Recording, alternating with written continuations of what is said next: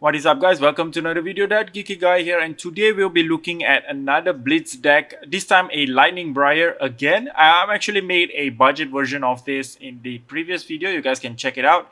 I'm gonna link the budget version down in the description if that is more of your thing. But today we're gonna see a competitive one. The difference are not much. It is mostly in a few cards and the equipments, as you can see right here.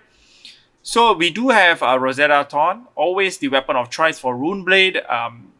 The main weapon, I guess now, even Viscera and Chains are running Rosetta Thorn. So it deals 2 arcane damage if you have played an attack action and non-attack action. So this is very easy to pull off. You're going to see in a sec. So we're looking at a little Iron Weave. So once you have played an attack action, non-attack action, you're gonna gain 2 resources. I'm gonna explain in a bit how this comes into play. Arcanite Skullcap, the default headgear for Briar. She needs that armor. Crown of Dichotomy for when you're going against other rune blades. So you can actually play this for the Arcane Barrier. Grasp of the Arknight and a Snapdragon Scalers. So just to force your attacks to have go again in case you can't seem to get it.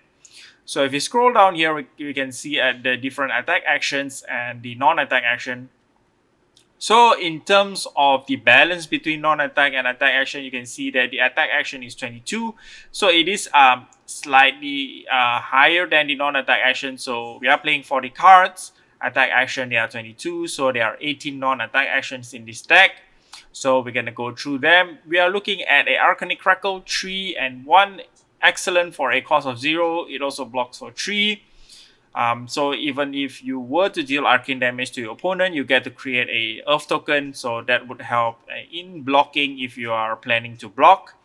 Arcanite Shockwave. If you were to fuse this, you can get to deal 1 arcane damage.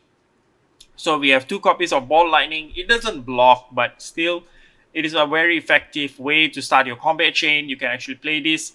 And all your attack have the effect of dealing 1 extra damage. Command and Conquer.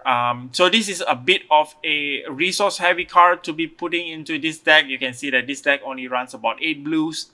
But you don't have to worry about this. This is very easy to pull off when used in conjunction with Ether Iron Wave. You can easily pull this off. This threatens the opponent's arsenal, and then you are forcing them to block with their non-defense reaction cards. So this is very useful to have.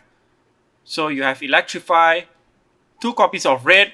So this is excellent lightning non-attack action. You get to draw a card if you play it out of the arsenal. It does cost 1, but it is I feel like 8 blues are enough to actually pull this off. We have Enlightened Strike. You can choose to go again, +2, draw a card. So it is a pretty multifunctional card. So put 2 copies of that in.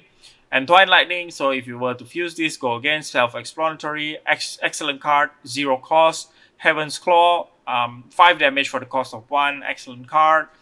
The stats are in a very it is at the high end of the curve. That's why I'm actually including 2 copies of this. If you found any other attacks that you might find more interesting, you can actually put it in. You can actually replace this with maybe something like Exude Confidence, but this does help with our fusing. So we are playing two copies of Lightning Press. So this is kind of our attack reaction. So we get to increase our attack action card with cost of 1 less with +3. Most of our cards, attack action cards, is going to be cost 1 or less. With the exception of Command and Conquer, then we're looking at Lightning Surge. If you play it off the arsenal, it does have go again. It does require a bit of setup, but it is easy to pull it off.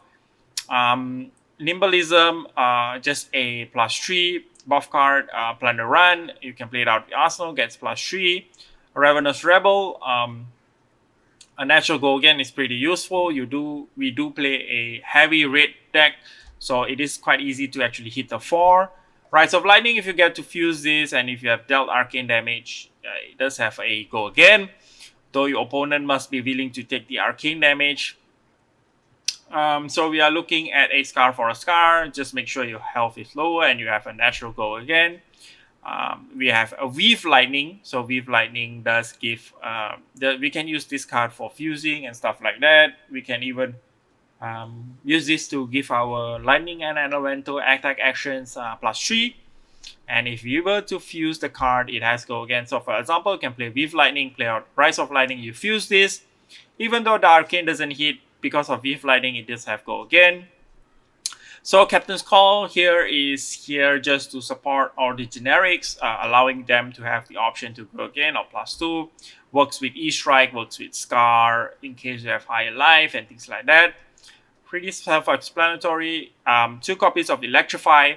So this one is the blue one. You can use it to pitch. You can use it to fuse. You can even draw a card out of it. So I think this is an excellent card to have in blue. Sting of Sorcery, because you are going in such in a very wide attacks. So you get to deal arcane damage for each of those attack action. So this is a very valuable card in decks that play very, multiple attacks in a single combat chain. So we are looking at a Weave Lightning. So this time it's a blue one. It has the same functionality as Weave Lightning. So we do appreciate the go again. +1 is just a bonus. So that's pretty much the relevance of having this in our deck.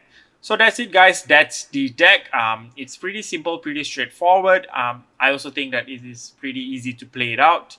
Play the deck.